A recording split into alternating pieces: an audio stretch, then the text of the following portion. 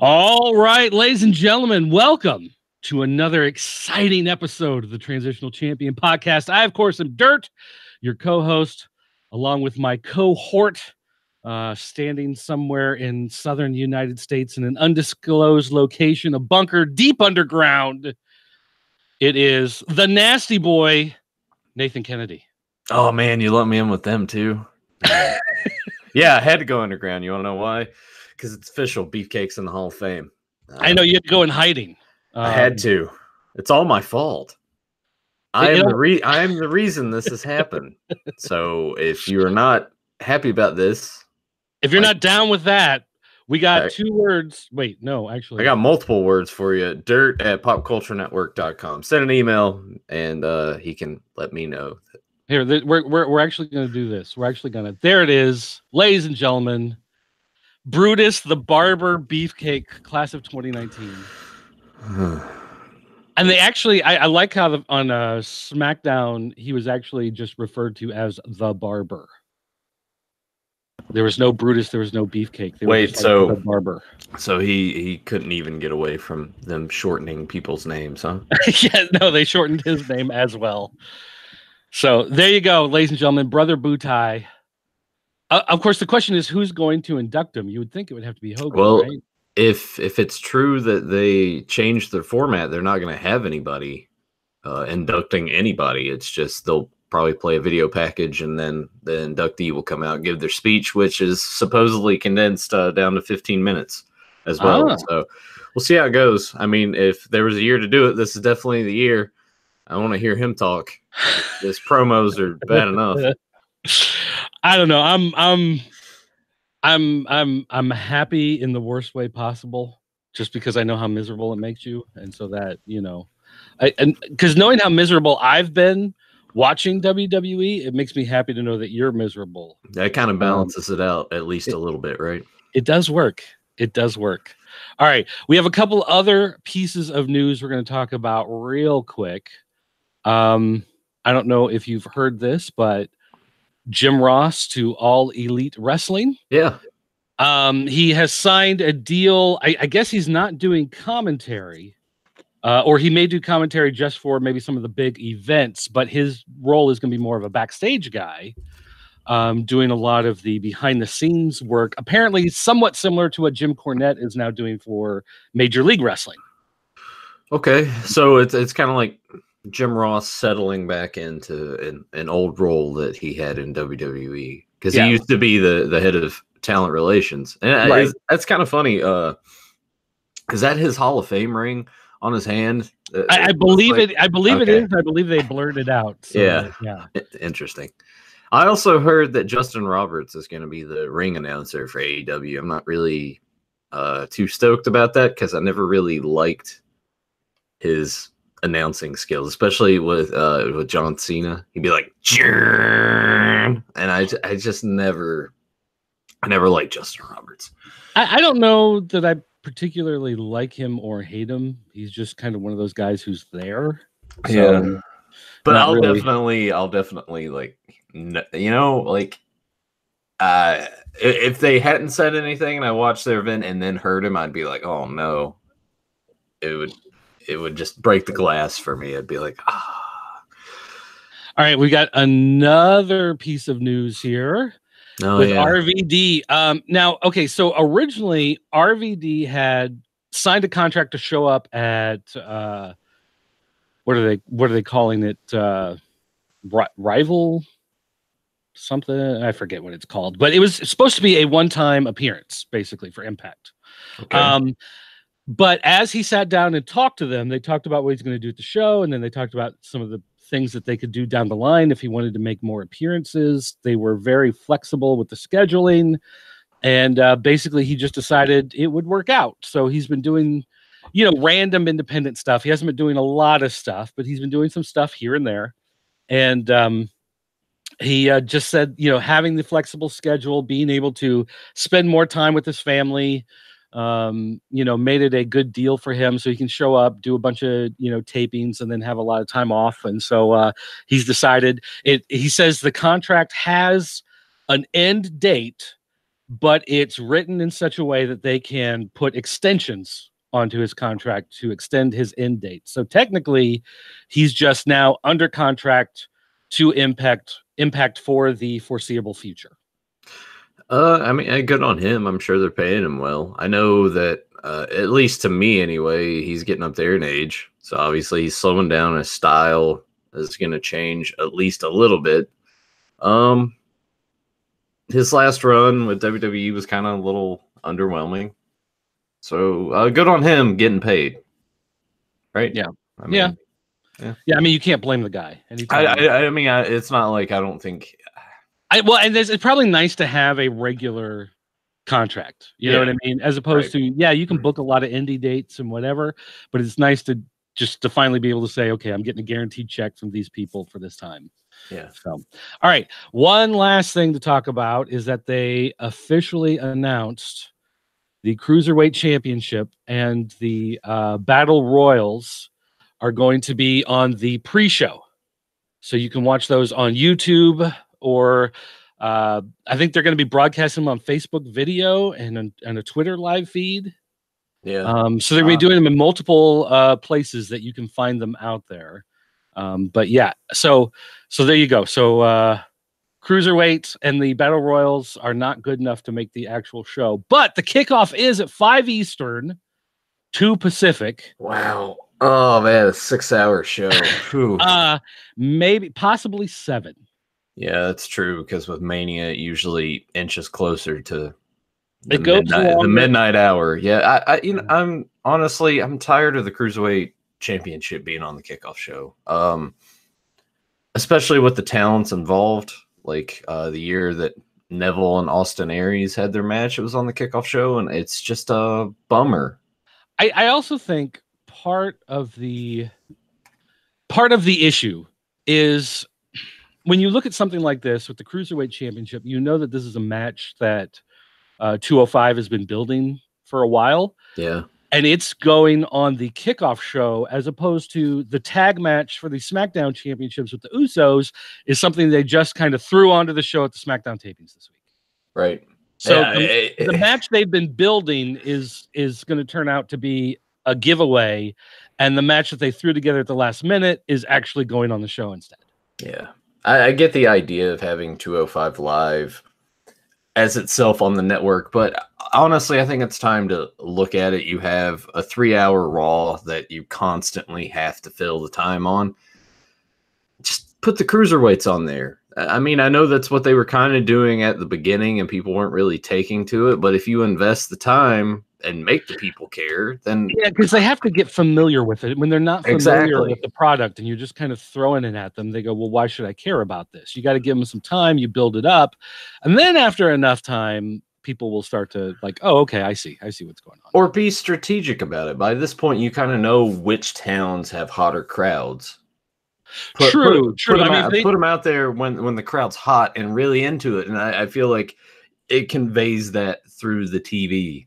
That's why they wait to do a bunch of stuff like the night after Mania, because they know that the crowds are hot for it and whatever, and the general audience will see it and be like, "Oh my god, yeah, like that's really cool." I mean, obviously, if you do shows like Philly, like Chicago, like Corpus Christi, Dallas, the Metroplex, some of those places that have been a lot more open to independent wrestling or have had long legacies of professional wrestling. St. Louis are going to be a lot more open to it, as opposed to just going to Bakersfield and throwing out the 205 guys. They're not going to care as much. But yeah, that's part of the problem. Oh, that even reminds me.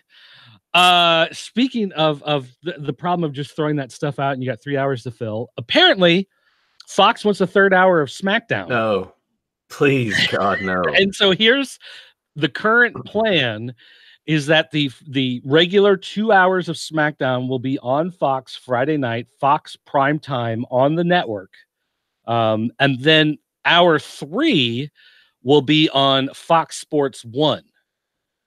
And so the idea is the first 2 hours are more like your traditional SmackDown, a lot of angles and whatever. Then when they go to Fox Sports 1 for hour 3, that's when you're going to get like 2 half-hour matches or 3 20-minute matches. It's much more of a wrestling focused hour instead of having a lot of the angles and skits and video packages and whatever. How was but yeah, a third hour. Well, So that's just a terrible idea anyway, because every week they're gonna have to be like, oh, make sure you join us on Fox Sports 1 for the final hour. How many people are gonna be like, all right, yeah, I don't see that happening. Yeah, well, I mean, because people these days are too lazy to even change the channel. Well, to continue to follow something. Part of the issue is with the current split that just happened with Fox, where 20th Century Fox, the production studios for TV, the production studios for the movies have all gone over to Disney, and now it's Fox Sports, Fox News, Fox Network. Because I think the network itself is still owned by that group. It's just the production facilities have gone to Disney. I don't know exactly how it works out, but because of that whole split, they want to draw more attention to the Fox Sports side because it's now a bigger pillar of their network setup, since they don't have the movie division anymore and all that stuff. But again, it's just an idea that's currently being tossed around. It's not something. I hope it doesn't take, because my God, do we need another hour of WWE programming every week? No. We do not, but we also don't need a lot of these last minute ideas thrown around, because that brings us to this. Yeah. The female, the women's title match is now a winner take all, which is a real winner take all after all. Because last week they had announced it was winner take all, but they hadn't changed the actual rules to the match. So the rules to the match were, you pin Ronda, you get that belt. You pin Charlotte, you get that belt. But they announced it as winners take all, and people were like, well, that's not winner takes all. That doesn't make any sense. Well, now they've officially changed it to an actual winner take all. So whoever gets the pin gets both belts. And the original idea, and see, here we go again to switching everything around, changing everything at the last moment. The original idea of putting the SmackDown belt on Charlotte was so that at the end of the night at WrestleMania, Becky, Charlotte, Sasha, and Bayley, the 4 horsewomen of NXT, would be standing tall at WrestleMania, each with a championship belt. And now that is out the window with this. And so this kind of brings up the idea of who is going to walk out of there with 2 women's championship belts at WrestleMania.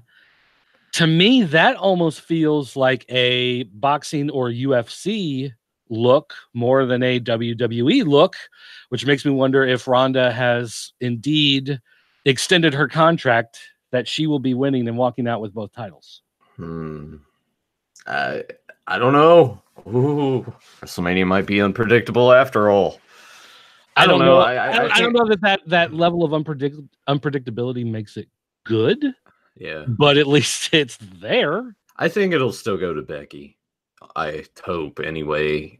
If not, the crowd is gonna crap all over it. Yeah, so I've got a feeling it's got to be Becky, or there's gonna be people throwing garbage in the ring. I mean, think about where this storyline has gone and kind of where it has evolved to, especially with this Go Home Raw. What a mess. What a mess. Yeah, I don't know.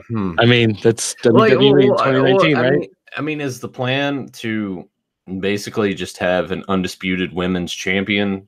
And now we're not gonna have the 2 titles anymore. No, apparently they are not going to merge the titles. It's going to be 2 belts. Okay, so I guess that'll just be like when Kurt Angle was the European and Intercontinental champion. So whoever wins this will just have another match, another triple threat, and someone will win this title and someone will win this title.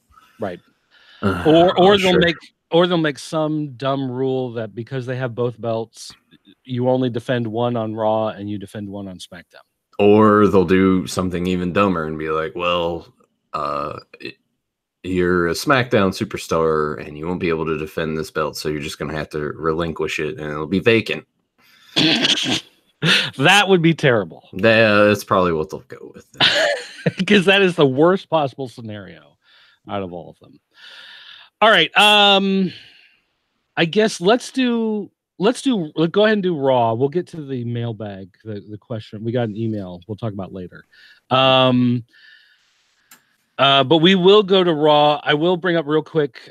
We got a message from Willis Wheeler, who was at the Raw taping last night. He was right next to the announce table, actually, up by the entryway. And he said during the break between the 8-women tag match, the little kids were cheering for Sasha and Bayley to give them each high fives. Bayley tried to get Sasha to do it, and Sasha would just stand there and rolled her eyes at Bayley. So Bayley made sure to go and give everyone a high five before the lights came back on after the commercial break. So I don't know if like they're gonna have Sasha turn on Bayley at WrestleMania, if they're trying to sow some kind of discontent here. Yeah, they've been teasing that for what feels like 73 years. So yeah, probably. Yeah, well, and I mean, Sasha's never been like, her whole thing was that she was an egotistical, you know, like I'm a legit boss, which is I hated that whole thing. Yeah. So I mean, I don't know what the deal is, but that very well, you know, be something that that they plant for WrestleMania. So thanks for sending that in, Willis Wheeler. And he did take a lot of pictures on his Facebook page. And Linda McMahon was actually there at the taping. I have to admit I watched the Hulu version again because I couldn't make it through the regular show. Yeah. So I don't know if Linda made any sort of appearance. No, not that I know of. No. And again, I'll be using the notes from someone else. But yeah, I'm Steve Kahn at F4W Online. Figure 4. Yeah, I'm going to be using. There you go. But anyway, yeah. So I watched the Hulu version, and actually, I'm going to admit, and we'll talk about this as we go through the show. I did a lot of fast forwarding. So yeah. All right. So that was from Willis, and then, like I said, we had mail back later. Yeah. So I just popped open the chat room. There's Delvis78, which I know he's on Facebook. Del Short, I believe, is his name, on Facebook. And so he asked, are they unifying the women's championship? He also asked that. No. Yeah. As of right now, not that we know of. As of right now, the plan is not to unify them. But again, things can change because, like I said, the original idea was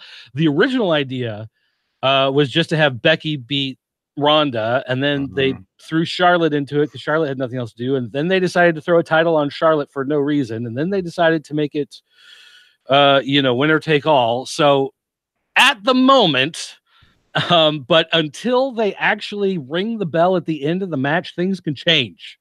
I mean, they could be in the middle of the match, Vince can change his mind, tell the referee in the earpiece, and the referee can change the ending of the match. It's just that's how WWE is. And he's asking, why is wrestling so bad in WWE? The stories, the matchups, everything. It's well, no, I think the problem is really it's now TV people writing a show about wrestling, as opposed to wrestling people writing a show that's on TV. Yeah. Because it has to be more. Vince has always wanted to do Game of Thrones with wrestlers instead of a wrestling product with some storyline elements. And I don't know why. Yeah, you take that, you take the fact that they're publicly traded, so he has investors he has to answer to. You got like the PG rating, and I know most people are like, "Oh, be TV 14 again." And I'm like, so maybe some language here and there would be good, and I think there was some this week, at least on SmackDown. But it's never going back to the Attitude Era. Well, and here's the thing: like you don't need unprotected chair shots and blood in order to make it good and exciting. Like that's not the problem. And people look back and they go, but back then it was so exciting and it was cutting edge and whatever. Yes, but if you do that again, it's not cutting edge. Yeah. You can go watch ICP wrestling or Combat Zone wrestling. That's why they're in the position they're in now, really, when you think about it. Like, they've had to go back so much that now most people are just like, oh, it seems boring now. Well, it's like, yeah, it's because there's not like tits all over your screen and a guy like crashing through stuff and getting hit in the head and thumbtacks in his face.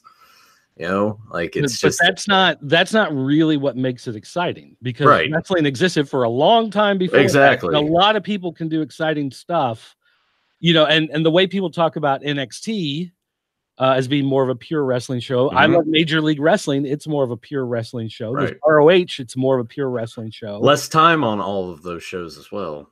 Yeah. Yeah. So That's the main thing. These shows are just too long. Way too long. There's so many different factors that come into play. So Delvis is saying, I just caught Austin versus Jake Roberts, and the overall attitude is worse than now, but we need that back. I mean, parts of it, yeah. I can understand.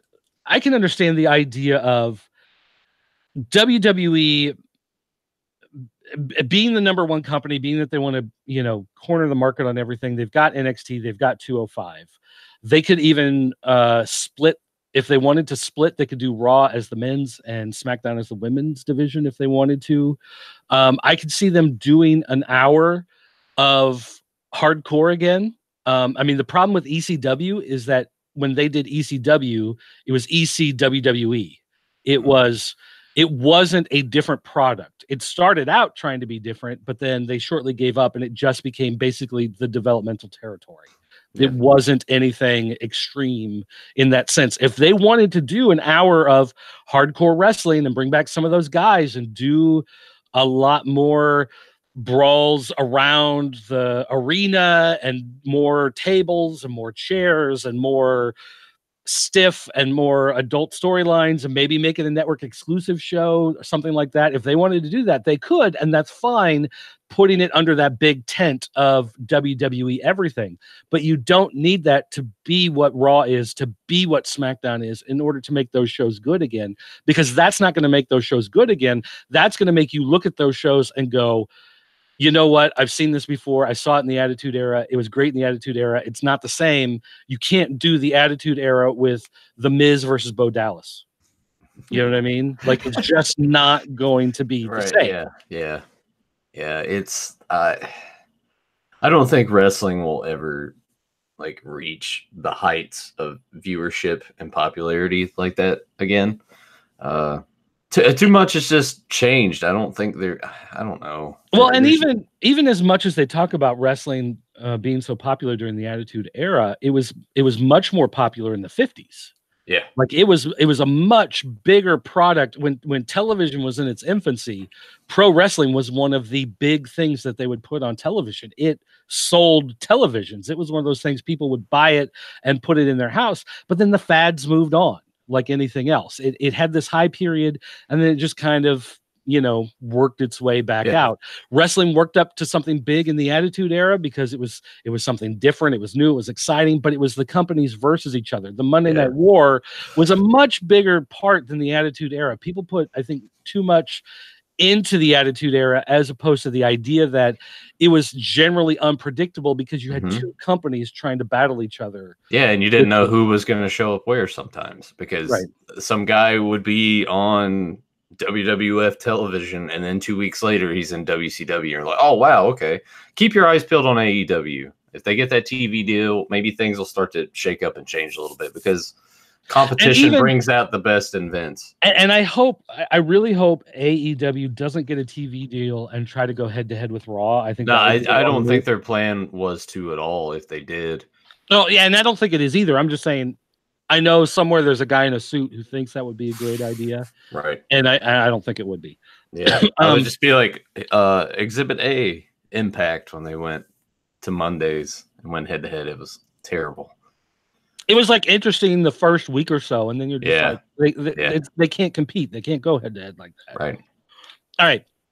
And then Delvis adds they should leave the fans wanting more instead of cramming everything down the fans' throats every week. And again, I agree. That would go back to putting more actual wrestling into those 3 hours, as opposed to like this. Like I said, I fast forwarded through the 90-minute version because there were only like 3 matches, I think. Yeah.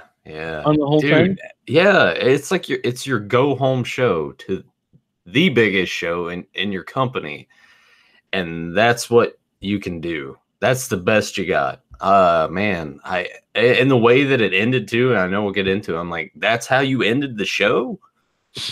Baffles me. All right. So let's talk about Monday Night Raw. And we're not going to go through every single bit of information through the entire thing, but we had Stephanie walk out. She said she was going to add herself to the Triple Threat Women's Championship match. Everybody booed. She said, of course, April Fools. She said it was winner take all. So it is going to be for both belts. And then she left, which was nice because then it was only like 3 or 4 minutes. You didn't have to sit and watch her talk for 20 minutes. And so that was a nice change of pace to have there. We had the next interview segment. Brock Lesnar and Paul Heyman came down to the ring. Paul Heyman said that winner take all was a great way to describe the championship because Brock Lesnar would take everything Seth Rollins had to offer. Seth Rollins came out, blah, blah, blah, blah, blah. They talked. He got in Lesnar's face. He hit him with a low blow. Yeah. Lesnar attacked him. He hit him with another low blow. He stood over him, did a super kick and a curb stomp. Held the belt over Brock Lesnar and then left the ring. I'm going to say Brock takes that curb stomp fantastically.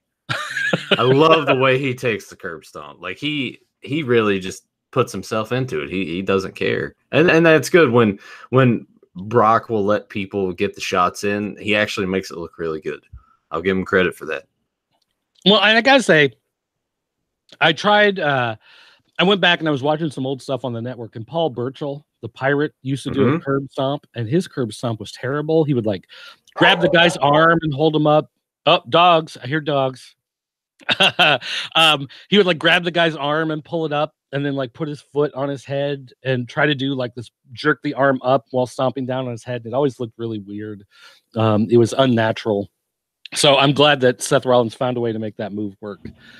At least the crowd was into this. They were excited for this. So whatever, but based on WWE booking rules, this means that Seth Rollins is going to lose at Mania. I hope not. Okay, so the 8-women tag match. This was actually not on Hulu. So I did not see this, but this was Sasha Banks, Bayley, Natalya, Beth Phoenix against Nia Jax, Tamina, and the Iconics. Let's see. So Beth Phoenix ended up driving Tamina through a barricade, which stunned all of her teammates. Her teammates just stood there instead of helping. So Peyton Royce went after her. Apparently, Beth Phoenix beat up Royce, hit the glam slam, got the win. Phoenix and Natalya stared down Banks and Bayley afterwards. Yeah, they had like a face-to-face, and like Sasha and Bayley were standing in the ring like, yeah, we got the titles, and they're like, yeah, we're gonna take your belts. And apparently Nia Jax did absolutely nothing in this match. Probably for the best. They showed Batista driving up in a Cadillac, went to commercial, came back, they did his promo. He did the thing where he didn't talk. He acted like he was going to talk, but he didn't talk. He looked down. He looked at the crowd. He looked down. He looked at the camera. He looked at the crowd, looked down. Then he pointed at the video screen. They played a video package of the feuds they had had in the past.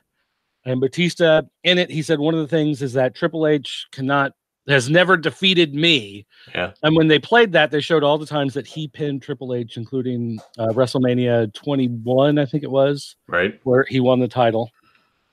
So then they go back to him live. He takes off his glasses. He looks in the camera. He says, Hunter, kiss my ass. And then he dropped the mic, put on his glasses, and walked away. I love it. So it was good.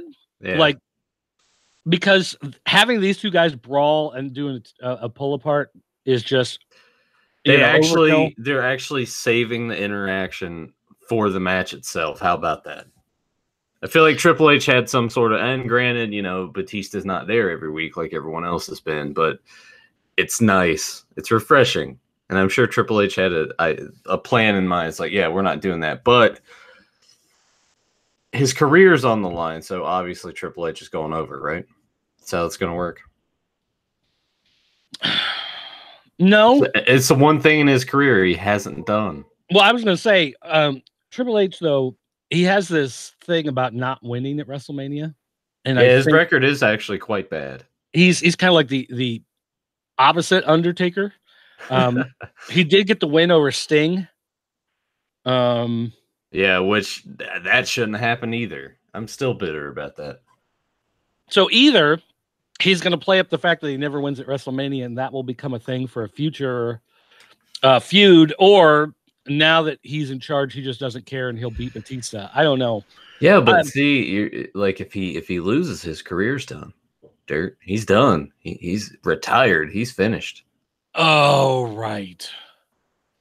So he couldn't use that in the future unless someone else brings him out of retirement. I forgot about totally that dumb stipulation. Yeah.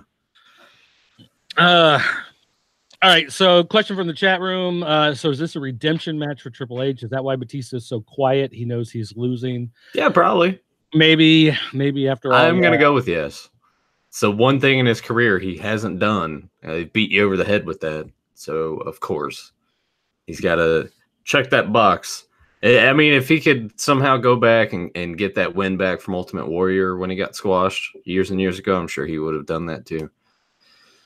If it was the Attitude Era, he would go and pull Warrior out of his grave and pin him or something. We've got another message from the chat room. Triple H has really, really gaudy entrances at WrestleMania. Yes, yeah, he has terrible. I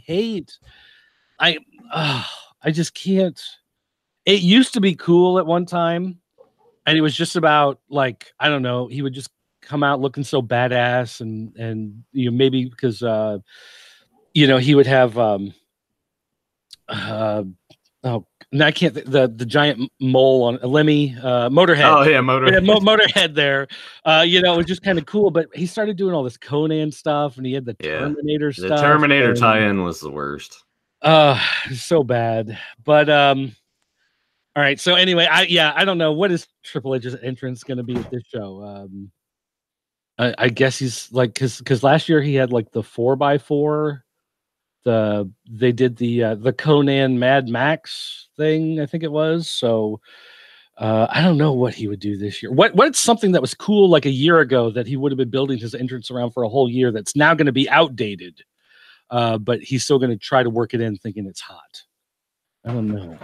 Yeah, I don't know either. I don't know. Maybe he'll have Amy Schumer make an appearance for his entrance. All right. Next up was a match that was not on Hulu, which I probably would have fast forwarded through. This was a lumberjack match with Apollo Crews versus Jinder Mahal. They had basically all the people out there for the Andre the Giant Battle Royal. Of course, they had a graphic, which they did show on the Hulu version. They showed it probably a couple times during Raw, which focuses where you see the guys from Saturday Night Live on one side and Braun Strowman on the other, and then all the other geeks in the middle. So they're selling that match basically on the fact of watching Saturday Night Live guys get beat up by Braun Strowman. You know what, I was thinking about it, and I think what'll happen too is, oh man, I really don't want to say this because I feel like it's gonna happen, but I feel that somehow the Saturday Night Live guys are gonna get Braun eliminated early, and then they're gonna be forced out of the ring by him, and then you're gonna spend the rest of the night of the show cutting to the back of them running away from Braun Strowman. Oh my gosh! And the problem is, I think you're right. I think you're right. That's oh, and then they'll get Adam Sandler to be one of the guys backstage that like they'll see Adam Sandler and try to hide behind him, and he'll be like looking around, and Braun Strowman, where are they? And he'll do his little, I do not know where they have gone. And then Braun Strowman runs off, and they come out, you know, and probably do all sorts of, Ben Stiller will be back there, and, you know, all those guys that always have to appear in the front row at the Raw taping when they're, you know, there you go. Yeah. It'll be those guys. Hey, with any luck, we'll get Rob Schneider back there, and he'll be thrown through a plate glass window as part of the fun by Braun Strowman. Who knows? I feel like he would just be like rummaging around for food. Well, he's wherever Adam Sandler goes. Yeah, that's true. He is the beefcake to Sandler's Hogan for sure. Yeah, and the funny thing is though that's more Sandler than Schneider though. It's like when they were doing Big Daddy, Rob Schneider was supposed to show up for like this one scene, and then Adam Sandler just like told him don't leave, and they put him in a bunch more scenes. Like it wasn't Schneider trying to work his way into it. It was just Sandler being like, "Hey, hang out more. Like don't go." So anyway, don't go, brother. So anyway, Cruz won in about 90 seconds. He posed with the trophy. Somehow this turned into a big brawl. Of course, it turned into this makeshift battle royal. And then Cruz ended up coming out on top of the makeshift battle royal. So he's definitely not winning the battle royal. Yeah. So they announced that Yolanda Adams will perform America the Beautiful at WrestleMania. I don't know who that is. I have no idea. Cool. All right. I'm sure she'll it'll be fine. Anytime they have had people to do that at the beginning of the show, it's always turned out well. They brought out Kurt Angle. He came down to the ring to do a promo. He thanked everybody. He let them chant for a while. And then actually the ring announcer interrupted him and said that they have a video package. And I honestly think that he did not know this was happening. Yeah, I think so as well. But as I watched this video package, I went, oh, this is what they're going to play next year at his Hall of Fame induction, right? He's already in the Hall of Fame. Oh, he's already in the Hall of Fame. Okay, right. Because that's totally what this video was. That's right. That's why he came back, right? That's yeah. Because this is totally. It cut back. It showed all these guys: Ric Flair, Randy Orton, John Cena, Steve Austin. Yeah, they're like, Kurt Angle's one of the best. So then they cut back to the ring, and Kurt Angle's like legit crying. Yeah, and he can't believe what's going on. So then Baron Corbin's music hit, and so of course the music hits, and so Angle's like trying to wipe. All the and it has the opposite effect on the crowd because when his music hits, they start crying. They were all, and you could just hear the crowd was like, boo. They were like we don't like you, so we want to boo, but we don't want you to think the boos are getting you over as a heel. Yeah, so we just want you to go away. Just go away. So Corbin Burnson, he said the video should have been in black and white because it was ancient history. He said the man in the video wasn't the same man in the ring. Blah, blah, blah, blah. So then he plugged his social media. He was saying, stop coming to my social media and saying all these things, which means he's trying to get everybody to come to his social media and say things. Can we talk about Kurt Angle's shirt really quick, though? It's very confusing. It says, like, you suck, thank you, or something. Yes, exactly.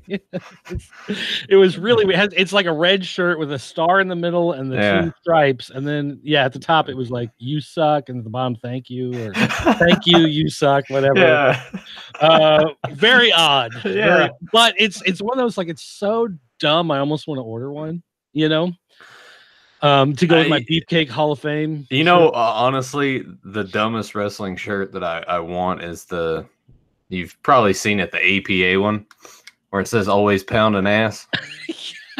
And I'm just like, very confusing. Who thought this was a good idea? I need to look that up. It was one of those, like, somebody had the idea and they went, that's dumb. Do you know what that sounds like? And then they went, no, wait a minute. Go with it. Yes, that's perfect. Do it. All right, so Corbin wanted a match right then and there. Angle, he was like, fine, I'll fight you, whatever. Rey Mysterio instead came out. Rey Mysterio, he offered to get into the match instead of Angle, which is probably good because Angle has looked so bad these last couple weeks. I don't know what's going to happen at Mania, but ends up ultimately being bad for Mysterio because he injured his ankle. Well, he injured his ankle. Well, that's what they're saying. He was supposed to have a match with Andrade on SmackDown, but I think someone somewhere in the back was like, "Why are we doing a match with Andrade? Andrade's in the Battle Royal, and which is also a shame. Ray is facing Joe. So far they have not changed the match with Joe. Dude, so you know what? They should have held off doing those triple threats and four-way matches for the U.S. title, and instead had that at Mania. Yeah, well, those guys would have had the potential to steal the show. You got to kill a lot of time on TV. So anyway, they did a match. It wasn't very long. Rey Mysterio got beat. Corbin Burnson. Wait a minute. No, I'm trying to figure out. Did Corbin get the win? Yes, he got the win, right? Corbin Burnson got the win. I honestly don't remember how grabbed Ray. He hit him with the power bomb cover. Right, I think 1, 2, 3. He got the win. But then he stood up and Angle was there and Angle kicked him, got him in the Angle slam. And yeah, his Angle slam's looking awful these days. Like, just not good. Part of the problem with Angle is that he's so old and broken down and whatever.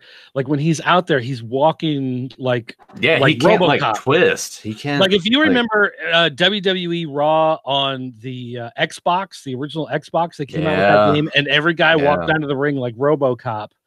That's what he looks like. And the problem is Angle still wants to chain wrestle. He wants to go low. He wants to go high. He needs to just be stuck in that wrestler pose, in that He-Man pose. And then just the guys come at him and he'll flip them. He'll body slam them. The guys come at him, puts him in a headlock, flips them, does an angle slam, does a suplex. That's it. He only does like those 4 moves over and over. Maybe do a thing where he hits like 10 angle slams in a row, covers them 1, 2, 3. As long as he doesn't try to do anything. Just turn him into Brock Lesnar. But, I mean, hey, he's only got 1 match left. Right, so. it's his final match, so we'll see. And I don't think unless they're swerving us. I saw the report that John Cena will be at the show, and they have his opponent in mind. Right. But they're not going to reveal who. I'm still hoping it's Angle, but I don't think it will be. I'm still hoping it's R-Truth. All right, so they had Charlotte backstage. That would actually be great. You're my childhood hero, John Cena.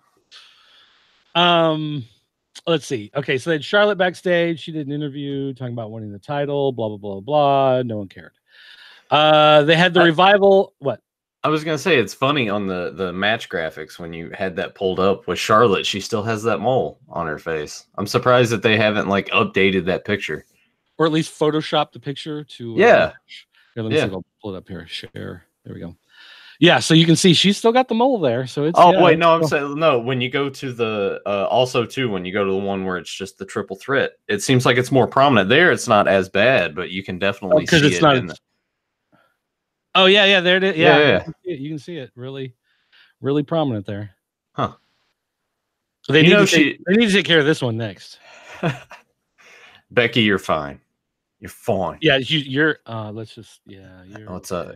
All right. So anyway, I forget what we were doing here. The revival, Aleister Black and Ricochet.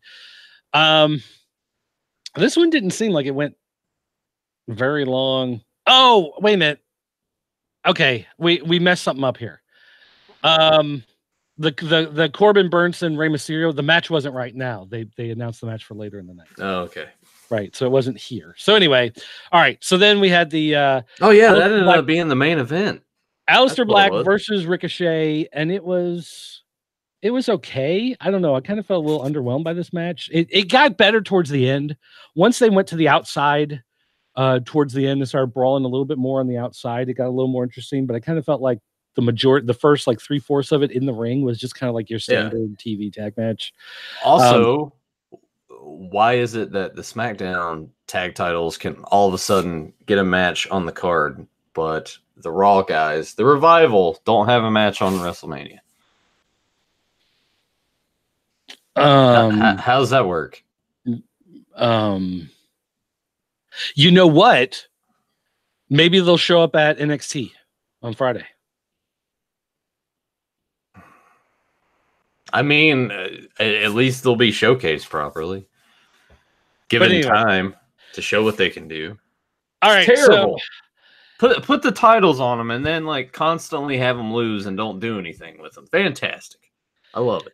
They went backstage. They had Ronda Rousey. This whole thing was cut out of Hulu. Charlie talked something about how they were facing Judgment. Oh, no, they did show this on Hulu, and it was bad. It was really bad. Because, again, they had Ronda Rousey do some dumb line about they're going to face Judgment Day.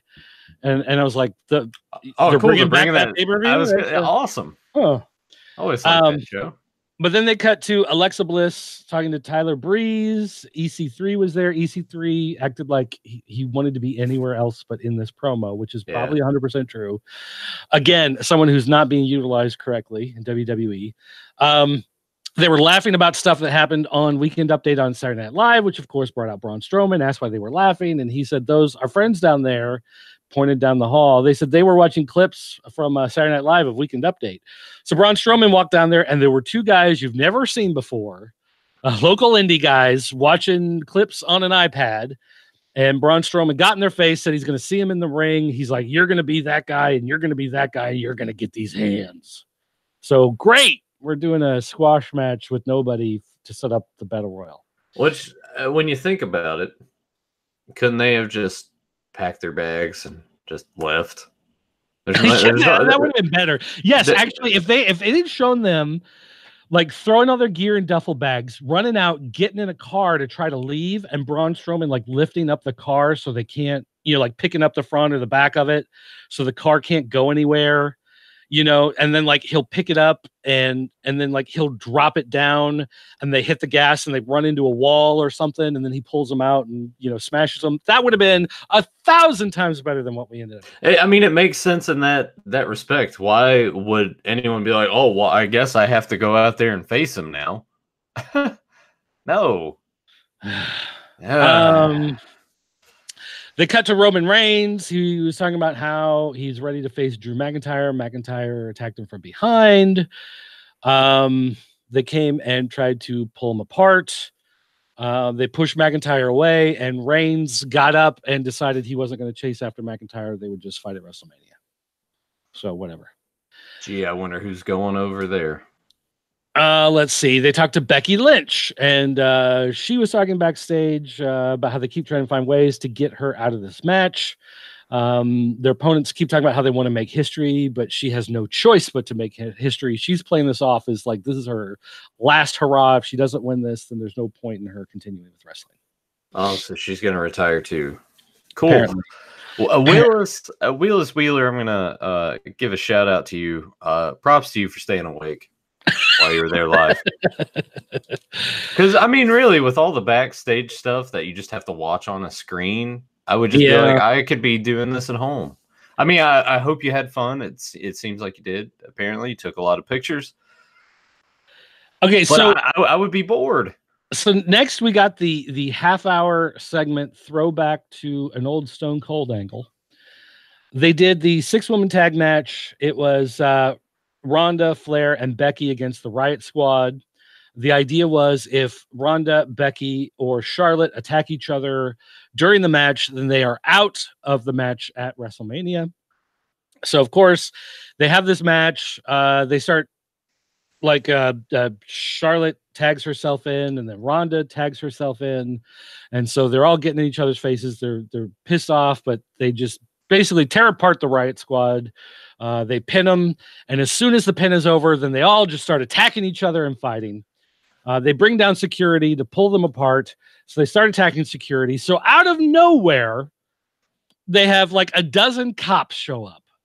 Which, why did they have a dozen cops just hanging around backstage at Raw? We have no idea, but they were there. And of course, they were all in brand new suits with freshly pressed shirts, rubber radios. I mean, this looked like they went to the costume store. They got plastic badges. They got plastic nightsticks. Some of them had the utility belts, and like some of the side packs like weren't snapped shut all the way. They were just kind of open, and you could see they were empty. They weren't actually carrying any gear. Only like 3 of them actually had the handcuffs. So you could just see, all these police come down. And it was weird, for an aside for a second. When we get later on, we see that there are only 2 cop cars backstage. So apparently the cops in Baltimore or wherever they were for SmackDown, or for Raw, the cops, they all arrive like clown cars in the circus. Yeah. So they just put 6 of them into a police car, bring them, and they all, pile out of the police car. But anyway, so the cops are getting in everybody's face, and Ronda like attacks one of the cops trying to get through to attack Becky. So then of course they throw her in the corner and they put the cuffs on her. So then Becky attacks Ronda while she's being cuffed. So then they go to cuff Becky, and Charlotte is just standing outside the ring going like these chicks are crazy. What's going on? So when the cops finally get him out of the ring, she goes to attack while they're in police custody. So then she gets handcuffed. So they're all being handcuffed, and they keep doing all this stuff where they keep trying to throw, kicks at each other, and they keep squirming away from the cops, and they roll to the ground and try to roll away and kick at each other while they're on the ground. And, it's just like all this like fighting and rolling around. And it was totally like stone cold, with the Zamboni being taken down by the cops, put in the cuffs, taken out in the car. And from that Raw, they were reliving. Except not as cool. It got to the point where it was like comical at how much it just kept going. Yeah. Like it just kept going. The last half of this, when you get into it, is awesome. The first half, the setup took too long for the payoff. Right. So anyway, they finally get him in the back. They throw him into a police car. And of course, one car says like Baltimore police, has the lights on top, has the grill separating the front and back seat. The second car is just a black car with some lights on top. And so you're like, I wonder if the second car is going to be gimmicked in some way. Let's see. So of course they put Charlotte in the first car. They go to the second black car. They put Rhonda in one side. They bring Becky around, put Becky in the other side. So the two of them notice that they're both backseat in this car. So they both lean back and start kicking at each other. And so the police officer in the front, he's like, ladies, stop, ladies, stop. Doesn't like put his arm back there, doesn't like spray anything at him. He's just like telling them to stop. So of course the camera pans to the back and Rhonda kicks out the back window. And of course the pieces of frame that are there supposedly as part of the roll cage to hold the car together should it be in a crash, they get busted out too. So obviously this gimmicked window. But anyway, she kicks it out. And so they go and they pull them out of the cars. They go to take Becky to the other car. They open the door. Of course, Charlotte's there. Charlotte kicks and hits Becky. She jumps out. So again, they're all fighting again. If you've ever watched an episode of Cops or Live PD and you've seen like the trailer park beats downs, and it's like, all the thoughts are, coming at each other. Yeah. I mean, this is exactly like, I'm watching this thing and I'm like, this looks so, all the people that talk about wrestling and trailer parks and low rent, and this just looks so much like that during this whole segment. It was, I don't know. It was fun. It was certainly entertaining. But yeah. Well, my question is, because one of those cars, it's the gimmicked car, like hits the rear end of the other police car.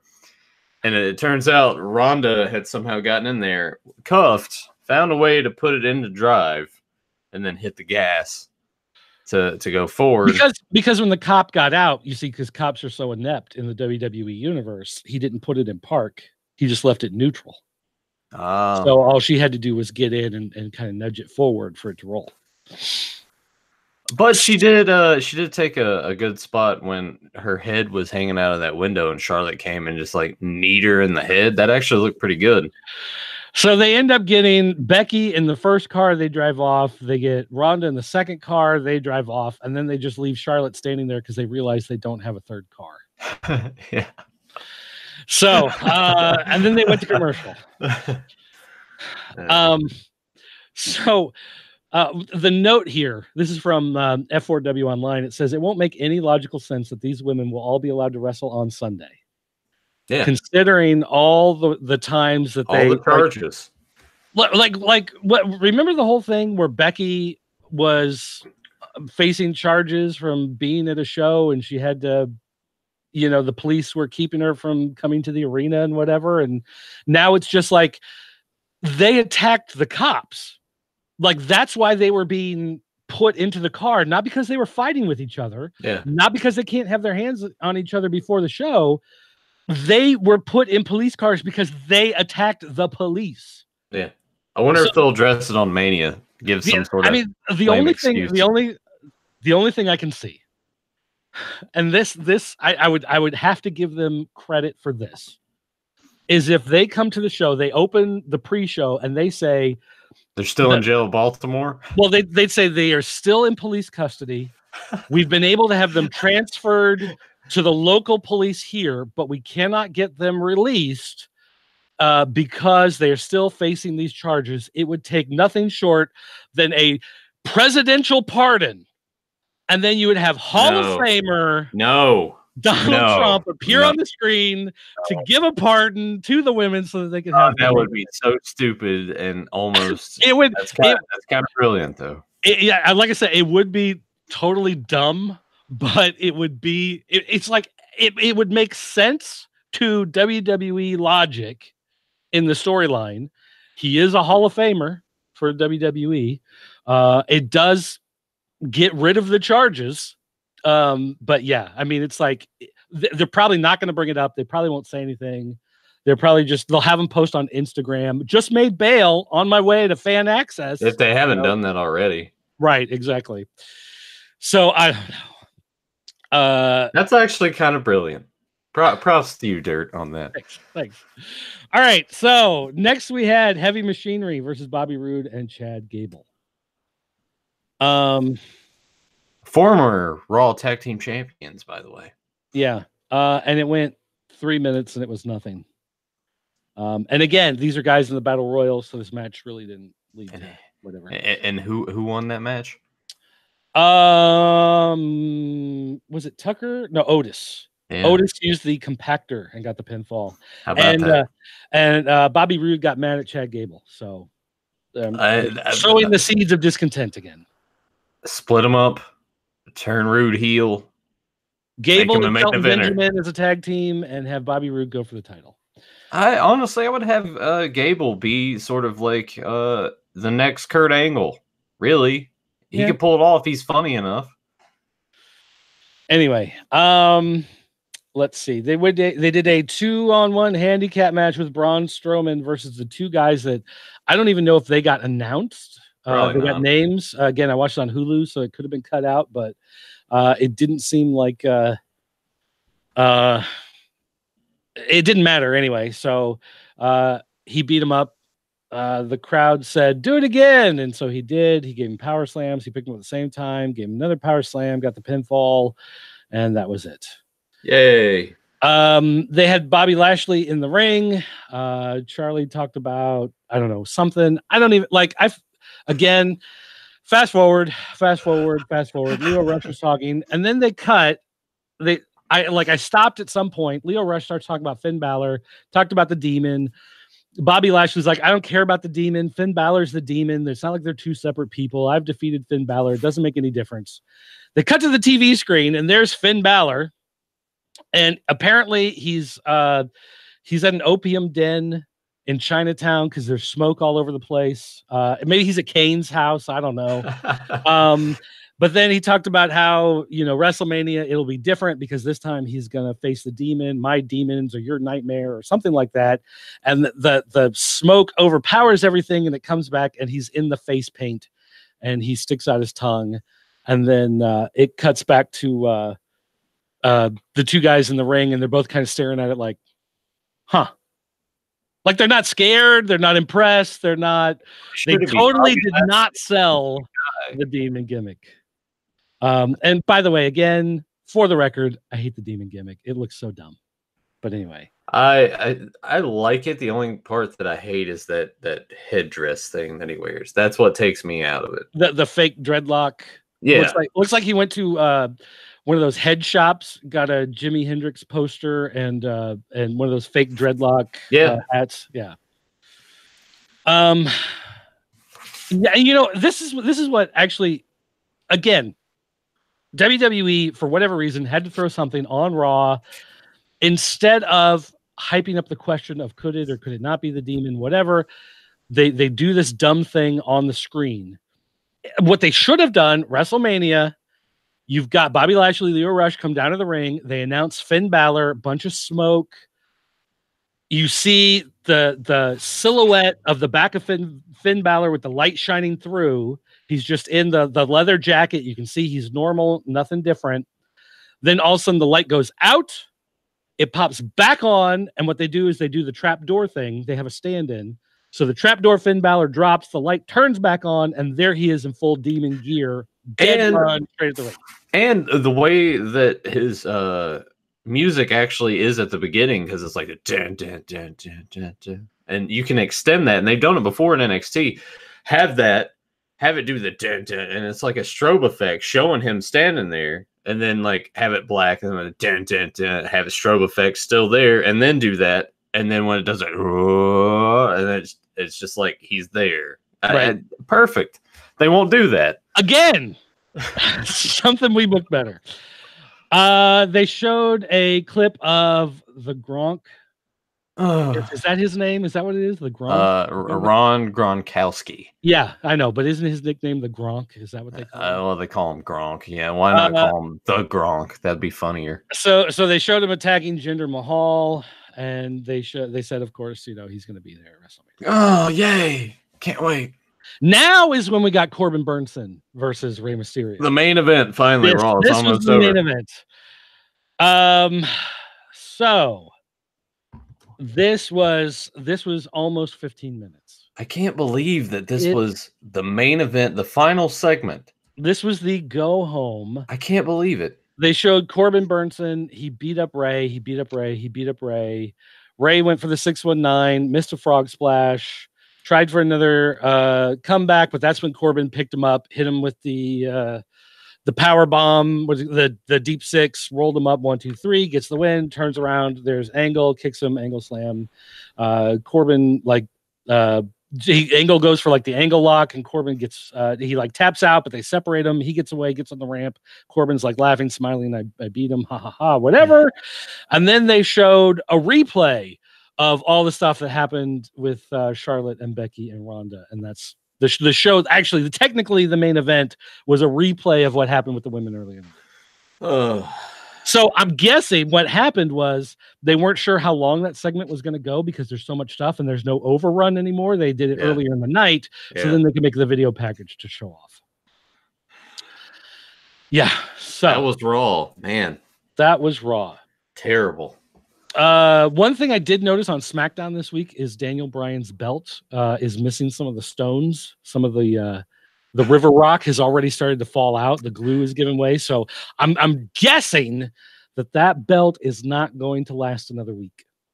Just throwing it out there. I don't think it's. I mean, I want Kofi to win, but wouldn't it be hilarious if Bryan retained and kept the belt and just kept gradually falling apart? There would be a certain level of enjoyment to that, but it's the same enjoyment I get from just watching WWE implode week after week. Which is, I don't like watch. Like, I don't want to watch WWE anymore. All right, but look, SmackDown is once again the best show of the week. It was, and so here's the thing: like, I didn't watch it. Like Monday, I tried to watch it live. I got about 10 minutes into it. I turned it off. So then Tuesday, I had a lot of other stuff going on. I sat down Tuesday night. I'm like, I can't do this. Yeah. Wednesday, I tried to watch it during the afternoon when I was uploading some of the comic previews to the website, but I just couldn't do it. Last night, I had stuff going on. I was at church, and the friend who I watched WrestleMania with was there, and he's like, "Oh man, Kevin Owens show on SmackDown last night," and I was like, "I didn't see it. I haven't watched it yet." He was like, "Well, I'll tell you, that was probably the highlight of the night, and it happens in the first segment." And I was like, "Oh, well, yay," and then boo. Yeah. But he said it was really good. So I'm like, okay, well, I guess I'm kind of looking forward to that. So then this morning, I wake up like 7 o'clock this morning. I'm going to watch 3 hours of Raw and SmackDown on Hulu. And then I'm like, I got to get through this Raw in order to watch SmackDown. And so that's when I'm like, I'm watching the Hulu. I'm not watching the YouTube TV, and I'm just going to fast forward. And I fast forwarded through a lot of stuff on Raw. So then on SmackDown, I ended up kind of continuing and fast forwarding through stuff. But I will say the Kevin Owens show. Okay, so what they do is he brings out AJ Styles and he brings out Randy Orton. And of course, he gets right in the middle and he starts talking about how they, keep throwing these personal barbs at each other. And so, so Randy Orton is talking about how, you were working in bingo halls and gymnasiums for dozens and dozens of fans while I was doing WrestleManias. And AJ Styles goes, yeah, and while I was working hard and proving myself, you were getting suspended from WWE for drug test failures. Which, as soon as he said that, Kevin Owens was like, later, and he just left the ring and walked away. He was right. That was also that was a damn shame that Kevin Owens doesn't have a place on this Mania card. I don't know if they're going to just shove him in the Battle Royal. Give him something to do, please, on the show. He deserves it. I don't know. Yeah, I mean, yes, he does deserve something. I'm almost afraid they'll have him out there with Alexa Bliss. It'll just be the two of them as like she's the host and he's her toady, you know? Because she even name dropped him later in the night, which makes me wonder if something's going to happen with him. You know, maybe do a thing since Mysterio is injured. Have Kevin Owens take his place in the United States title match against Joe. That'd be fun to watch them work. They haven't worked together yet, I don't believe. That'd be interesting. So from the chat room, Delvis is saying they need more vanilla midgets just to make the shows more interesting with more move, counter move, actual wrestling. So AJ Styles, technically, he called him a little vanilla midget. So yeah, so he's not actually saying, he doesn't want to bring back the SmackDown minis. I don't think that's what we're talking about. No, I mean, honestly, I guess they would have to have a lot more taller, bigger dudes on their roster because again, flashback to Nash. Go back to throwing in some squash matches with up and coming guys versus the established guys who get in one or two moves, then get squashed, but at least then they start to build an appearance in front of the crowd, as opposed to you just go, this is a guy from NXT that none of you have been watching, and now he's gonna have a match, you know. Yeah. And Delvis hates Kevin Owens. Sorry, man, you're wrong. Okay, we got a tag match. We got the Usos, who are now face because of what happened the week before.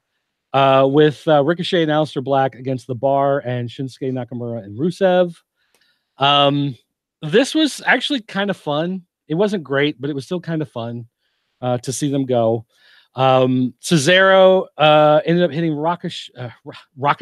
Cesaro and Ricochet. Cesaro and Ricochet. He hit him with the uppercut.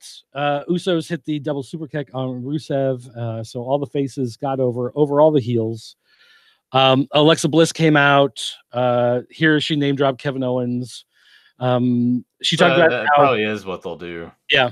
She talked about how they forfeited their match against New Day next week, and so as their punishment, they will now be defending their SmackDown titles on WrestleMania against the three other teams that they just faced in this match. So, of course, it turned into a big brawl. That match has the potential to be very, very good. And Alexa Bliss now apparently is the hostess of WrestleMania. She can make matches. So, there you go. Yeah. They had the Iconics come down to the ring.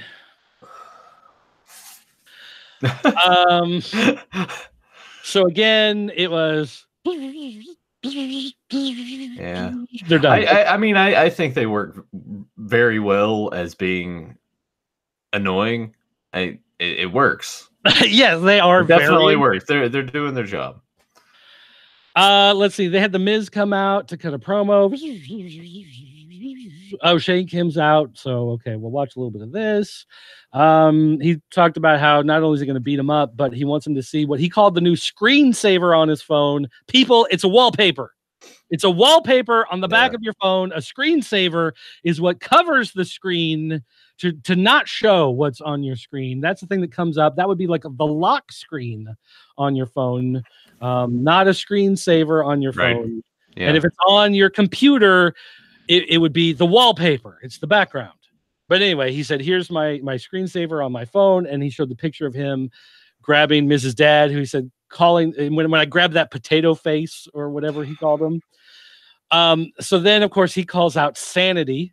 And they actually mentioned the fact that when Shane came out before and had the security guards blocking the ring and then had the wrestlers blocking, that Sanity was part of that group.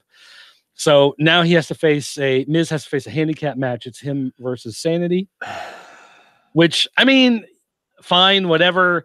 The problem is Miz should not be defeating all three guys of Sanity, but of course he's going to because it's, you know. Yeah, those guys, man, if I were them, I would just be like, all right, I'm done. I'm going somewhere else. Like, Eric Young was actually more of a star in Impact than a star here in WWE. Yeah. And Sanity was actually doing okay for themselves in NXT, and then they called him up. Right. So he brawls with the guys. Miz brawls with the guys. He ends up, beating them all, whatever. He runs backstage and there's Shane in the limo, smiling at him, puts up the window and drives away. They cut to the ring and they had neck tattoos out there. He called out Becky Lynch. She took the mic and she left the ring and stood on the announce table. And she said, "I don't take orders from you. No offense. I take orders from the WWE universe." And funny note here, when they cut to her at the announce table, they were actually kind of back where the crowd was. And you could actually see all the gear in the shelf underneath the announce table where they have the like power supplies and the feeds coming through for the monitors and for the mics, boosting the mics and the amplifiers for the headsets and whatever. And it's funny because when you see them wrestle and they wrestle and go out to the announce tables, you can tell a lot of times that gear isn't there anymore. Yeah. So it was kind of funny that now you know what to look for when they go out. You can see, are there blinking green lights under the announce table? Nope. Okay, then we know someone's going through that table. So anyway, she talked about the main event. She promised that everybody would see her as the double champ, and everybody cheered and whatever. So now we had a large mixed tag match. EC3, Mandy Rose, Sonya Deville, Andrade, Zelina Vega, Lana, Carl Anderson, Doc Gallows, Shelton Benjamin versus Nikki Cross, Heavy Machinery, Naomi, the Hardys, R-Truth, Carmella, and Asuka. So poor Asuka, you were a champion a week ago. All these people that are going to be in these battle royal matches, sucks to be suddenly the Hardys, R-Truth, Asuka. You were people who all mattered a couple weeks ago, right? Yeah, and now you don't. So anyway, for whatever reason, you throw out 16 people in a mixed tag match, and it turns into all-out chaos, and the match breaks down and turns into a giant battle royal. Oh boy, who would have known? So anyway, it ended up being Asuka, Jeff Hardy in the ring. They eliminate everybody else. They hug, and then Asuka throws Jeff Hardy out of the ring. So she will not be winning the battle royal. Nope, sucks. We got Samoa Joe versus Ali in the non-title match. And it was a match that was fine. It was nothing special. It was a non-title match, so they didn't do anything too terribly crazy. Joe needs a haircut. He looks really weird with the groin, like the back fro. I'm now calling it, because his hair is like naturally curly and he usually shaves it. But now he's letting the back grow out, but not the front. So it's kind of like a mullet, except it doesn't grow down. I think it seems like it's all like slicking back together. I don't know. I don't know what he's doing. I'm all right with that. I think it looks cool. But to me, it looks like the front is still getting cut short and the back is growing out, and it's just creating this back fro of hair. So I mean, Samoa Joe with the mullet, I'd be all right with that. Delvis is saying that Eric Young is actually a pretty good wrestler. And yes, he is. Again, he was much more of a star in Impact. Yeah, it's a shame that they have all these talents and they don't want to showcase them properly. All right, so main event of the show was the contract signing, Kofi and Daniel Bryan. So, of course, Daniel Bryan's in the ring with Rowan. Michael Cole is there. They call out New Day. Why was Michael Cole there? He didn't need to be. Because they need an official in the ring for the contract signing. Michael Cole, though? I mean, come on. Yeah, well, it's better than him being on commentary, right? Yeah, I guess. So let's see. New Day comes out. Michael Cole says, Kofi, you asked for a few moments to talk about, and then suddenly Daniel Bryan jumps in and he wants to talk, and he wants to talk about how he's seen this whole thing happen before where the crowd gets behind people and they all chanted yes, yes, yes, and now none of them will listen to me, and I'm trying to educate you people and I'm trying to help you people and blah blah blah blah blah blah blah. So then Kofi stands up and starts yelling, and he's like, you're right, I have seen it all before, except you've seen something that I haven't seen, and that's being at the center of all this. And when I look at you, I can tell that you're scared, because you can tell I'm a better wrestler than you, and the people like me more than they ever liked you. And come at WrestleMania, I'm going to take your title. And Kofi signs his name on the thing and slaps it shut and hands it to Michael Cole, and Michael Cole gets the heck out of the ring as fast as he possibly can. And the two of them stand up and they do a face-off, and the show goes off the air. You are leaving out the important part of every time it cut to Big E, he was doing something silly. Oh, yes, Big E kept doing the little hip thing, his little grinding. Which is fine, but at the same time, too, with Kofi cutting the promo that he did, it's kind of... should have been a little more serious. Yes, I totally agree with that. Although Big E did send out a tweet this week. Yeah. That you sent me. And he said, I like to think of SmackDown as the mouthwash that rinses out your mouth after the turd that Monday Night Raw is. And then he put a couple spaces and he goes, I think I can get away with sending this. And if not, I've been hacked. So I love Big E. He's a national treasure.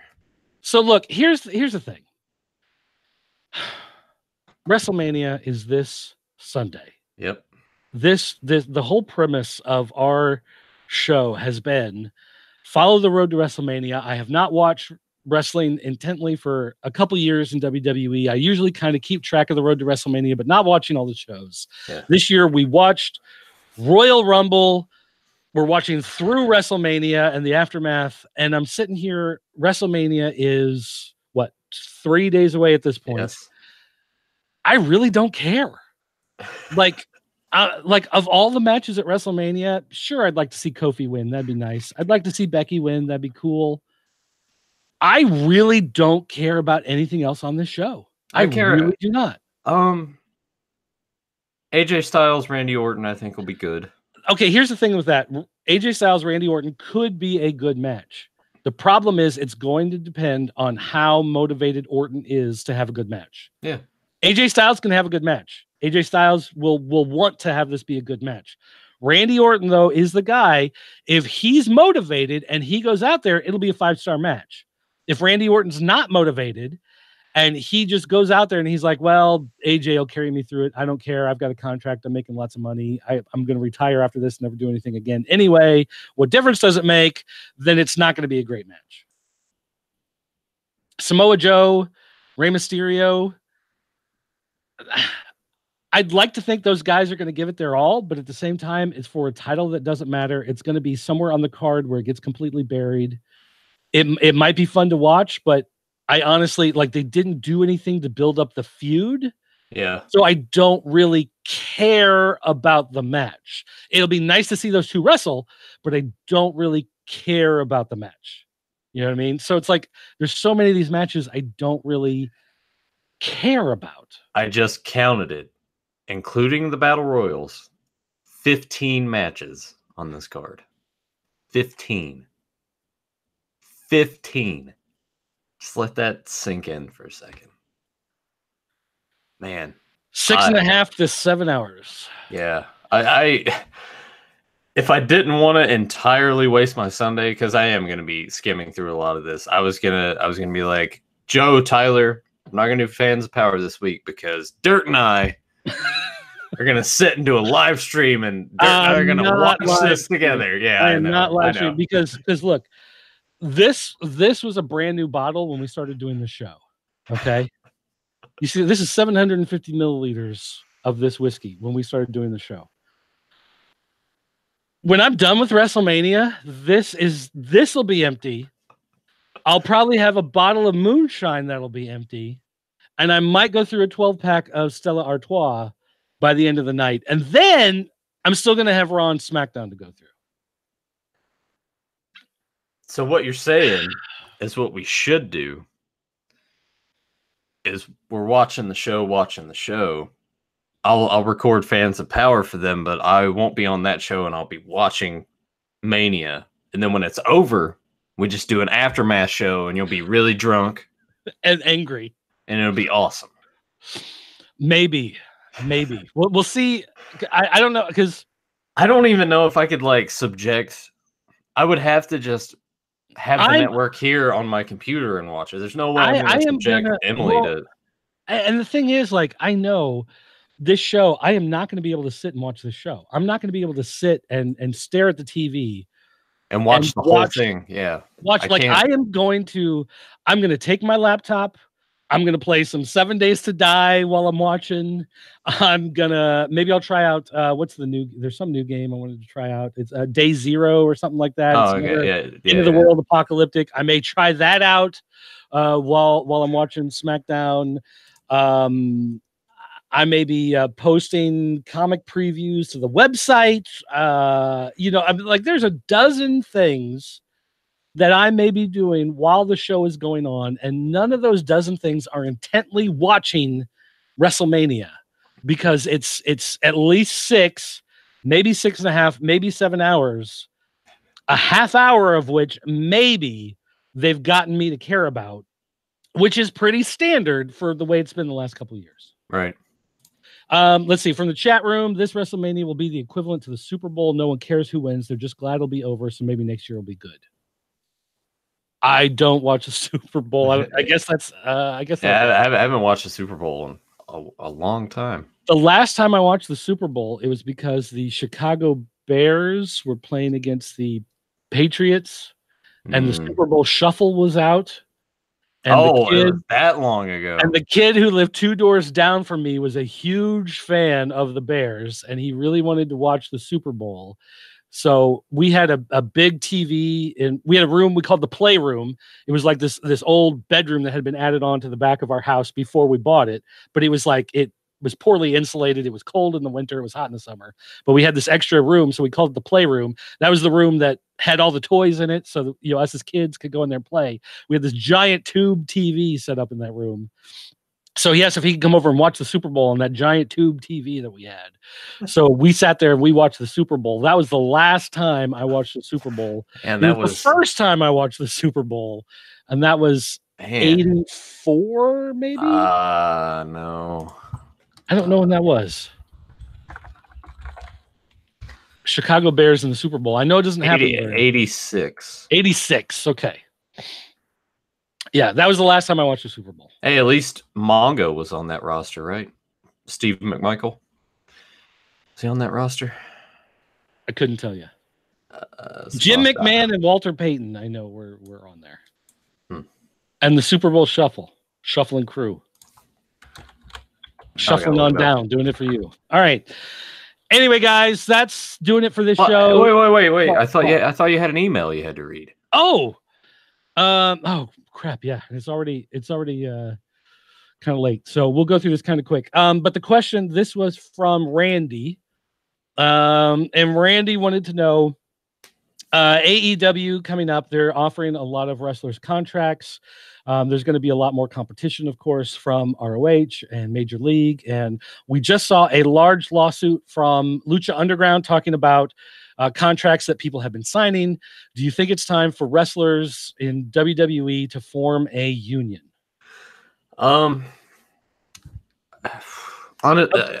If Randy, honestly, I would suggest you to check out Darren. I don't know if you saw it, but the John Oliver talked about WWE on the show. I'm sure that's why it's coming up again. Yeah. But here's the thing. Okay, one, I don't think a union is the right idea. The problem with making a union is that you have to. It's collective bargaining, so you have to assign people into titles, and then everybody within that title is within a pay range, and so you not only do you guarantee people are going to make a minimum, but you also put a limit on their maximum. And in order to go above that maximum, you have to go to the next title.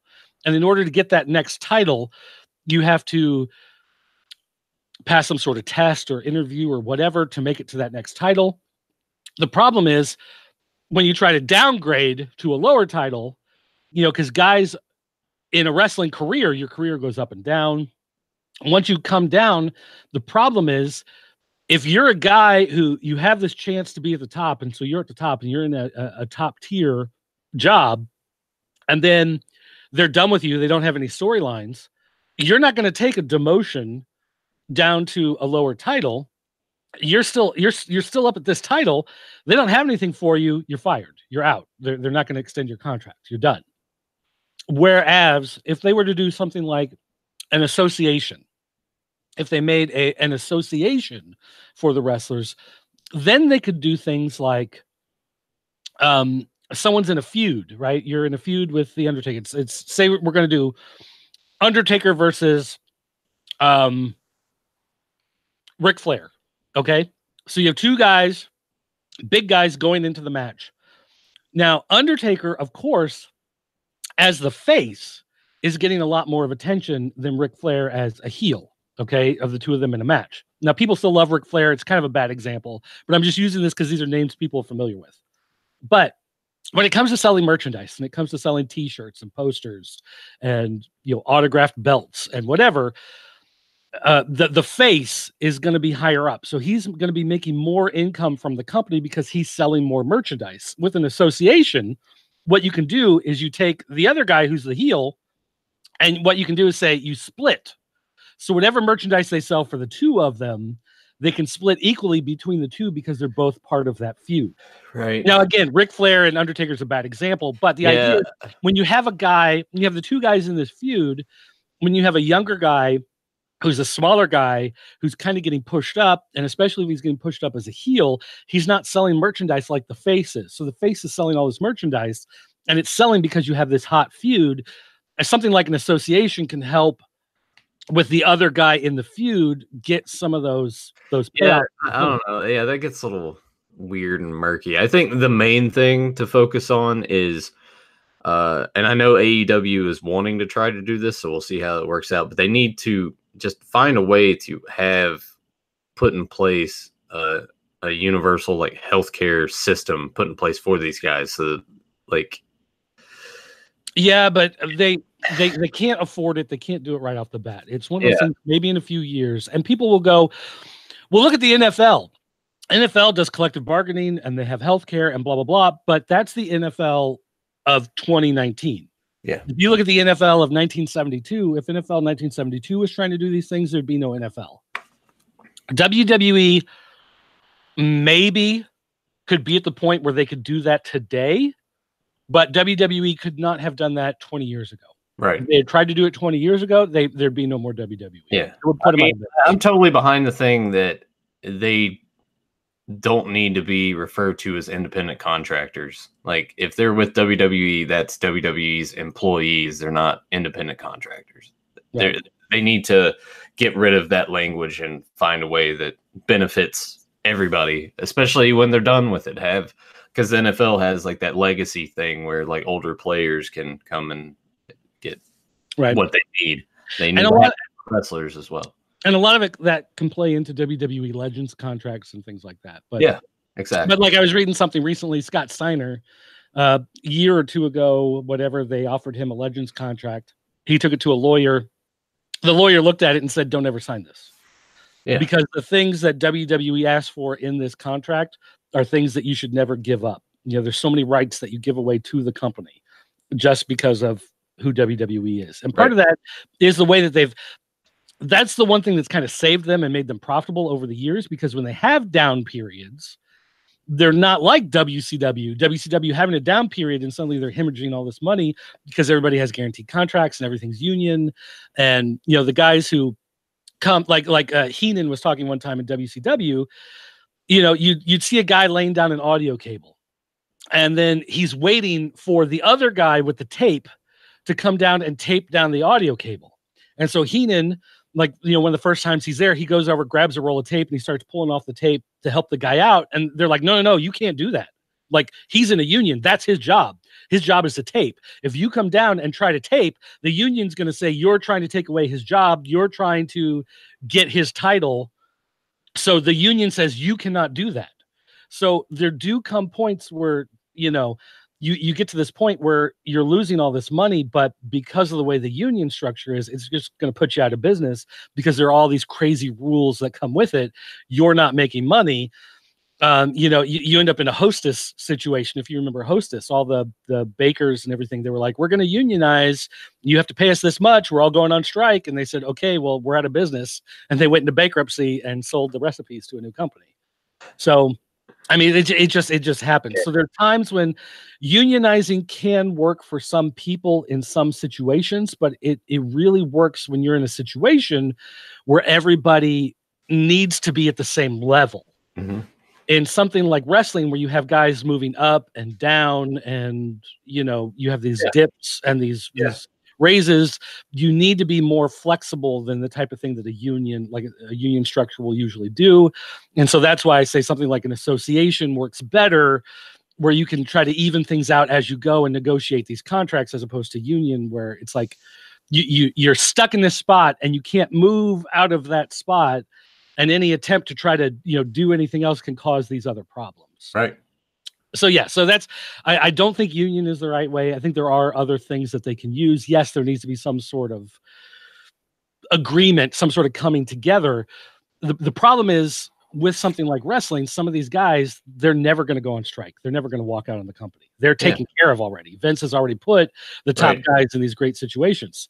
So if all the undercard guys say, well, we're going to band together and we're going to walk unless you give us what we want, they're going to say walk, because we've got a ton of other guys we can bring in, and these guys at the top, they don't care. I mean, their roster has over 200 people with the main roster in NXT, so it's not like okay. So if everybody who doesn't have a title in WWE said we're going to go on strike and we're going to walk, then guess what? All the NXT and 205 guys are suddenly on Raw and SmackDown. So, all right. What a way to end the show. Wrestling is just its thing. So, all right, guys, that's going to do it for the show. That's going to wrap it up. I don't know if my liver is going to be able to take WrestleMania, but we'll see. Dude, you'll be fine. I feel like I could kill that bottle in a night easy. Oh, definitely. Oh, yes, it will be gone. The question is, what else is going to chase it? So, anyway, shout out to Joe Amato. Oh, hey. And so anyway, that's good. Oh, don't forget, you can call our 24-hour voicemail line. Let us know what you thought of WrestleMania. Call our voicemail line. It's area code 217-953-4025. Again, 217-953-4025. You can leave a voicemail on our voicemail line 24 hours a day, 7 days a week. You can send an email, dirt@thepopc.com. Or thepopc.net, I'm sorry, or dirt@popculturenetwork.com, or Twitter @PCN_dirt, or you can go to bit.ly/T, TC podcast. You can go to my YouTube channel, Pop Culture Network YouTube channel. You can go to Nathan's Facebook page. You can send him a message at the Beyond Retro YouTube channel. There's plenty of ways that you can get a hold of us, so don't be afraid to do so. So that's it for me. Thanks for watching. I'll see you next time. I can't wait to watch Beefcake's Hall of Fame speech. Not really. Oh, man, you had me for a second.